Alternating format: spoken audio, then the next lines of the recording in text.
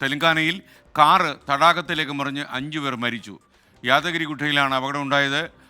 യുവാക്കൾ മദ്യലഹരിയിലായിരുന്നുവെന്നും പോലീസ് പറയുന്നു. അരുൺ പൂപ്പറമ്പ വിശദാംശങ്ങളുമായി ചേരുന്നു. അരുൺ, വിവരങ്ങൾ.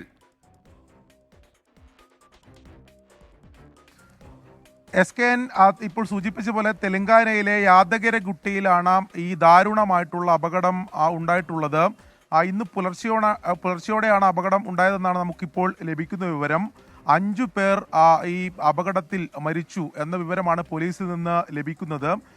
പ്രാഥമിക പരിശോധനയ്ക്ക് ശേഷം പോലീസ് പറയുന്നത് ഇതിൽ വാഹനം ഓടിച്ചിരുന്ന ഡ്രൈവർ ഉൾപ്പെടെ മദ്യലഹരിയിലായിരുന്നു എന്നതാണ് പ്രാഥമിക പരിശോധനയ്ക്ക് ശേഷം പോലീസ് എന്തായാലും പറയുന്നത്.